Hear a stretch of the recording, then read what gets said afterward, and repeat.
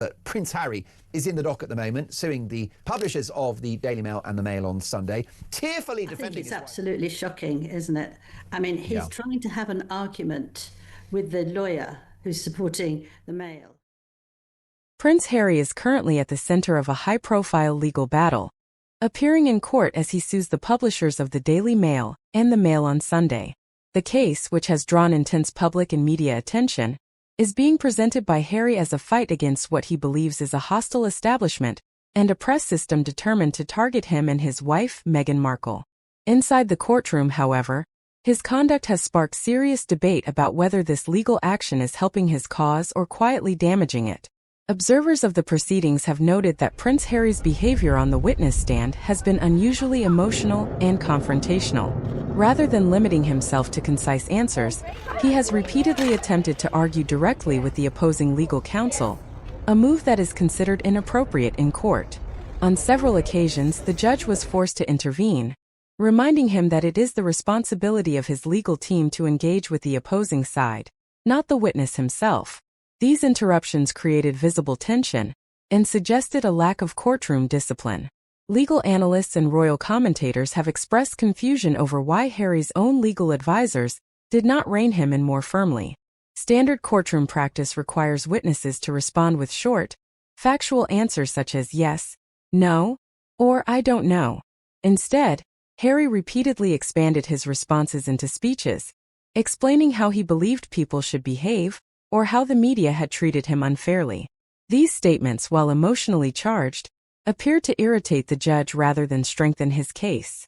One of the most controversial moments came when Harry described Meghan Markle as having lived in absolute misery.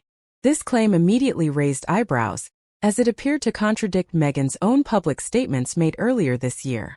In April 2025, during a public appearance in New York, Meghan reportedly described herself as being the happiest she had ever been, expressing gratitude and enthusiasm for her life.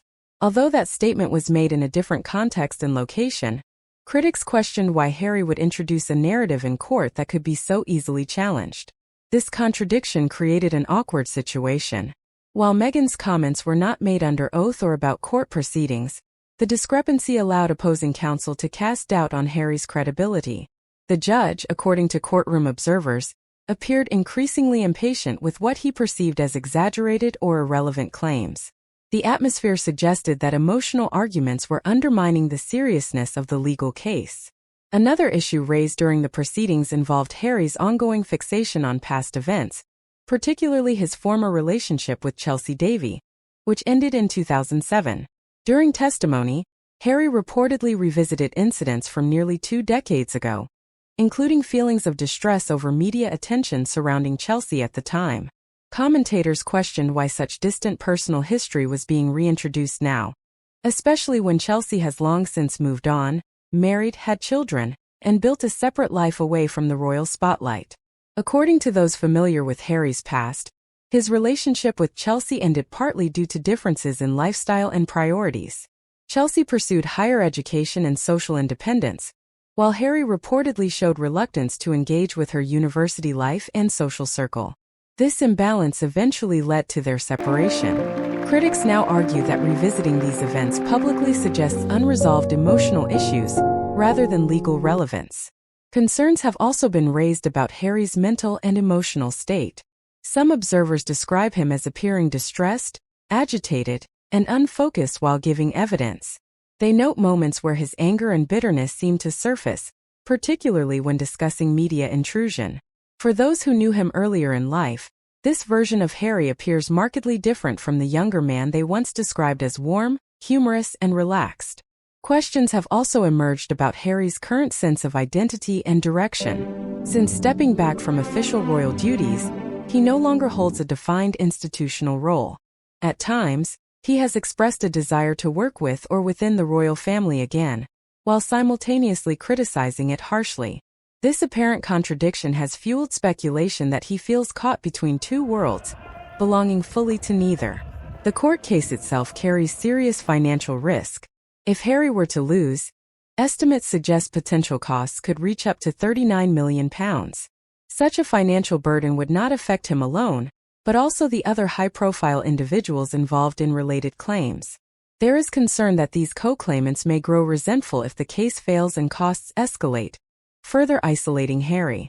Adding to the controversy is an allegation that Harry once used a fake name on Facebook to communicate privately with a senior journalist from the Mail on Sunday.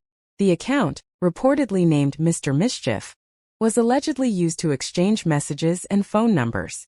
Harry has claimed that he was unaware the woman was a journalist at the time, a statement that has been met with skepticism.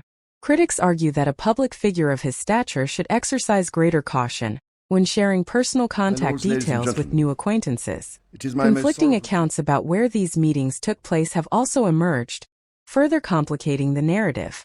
While such details may seem minor, inconsistencies can weaken a legal case by raising questions about memory, reliability, and judgment.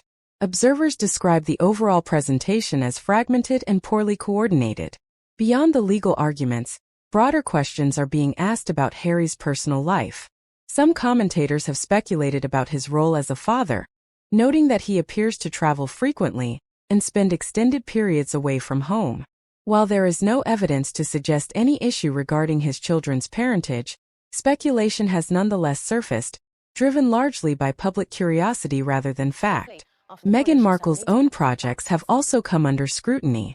Recent reports indicate that her Netflix series has failed to achieve significant success, with no third season planned.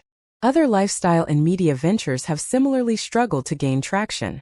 While this does not mean her career is over, it has added to the perception that the couple's post-royal media strategy has not delivered the results many expected. Taken together, these developments paint a picture of a man under immense strain. The court case, intended as a stand against the press, has instead exposed personal vulnerabilities and internal contradictions. Rather than appearing empowered, Harry has often appeared defensive and reactive. Critics argue that by reliving old grievances and presenting himself as a central authority figure, he risks alienating allies and undermining his own position. At the heart of the issue is a fundamental question. Is this legal battle about accountability or about unresolved anger? Some observers believe Harry is driven by a desire for acknowledgement and apology, rather than legal victory. However, courts operate on evidence and procedure, not emotion. Attempting to use the legal system as a platform for personal validation rarely ends well. As proceedings continue, the consequences remain uncertain. A loss could damage Harry's reputation, finances, and professional relationships. A win, while possible, would still leave unanswered questions about long-term stability and purpose. What is clear is that this case has become more than a legal dispute. It has become a public examination of character, judgment, and resilience.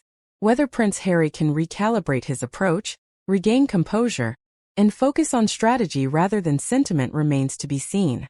For now, the courtroom has become a mirror, reflecting not just a battle with the press, but a deeper struggle over identity, control, and the cost of carrying old wounds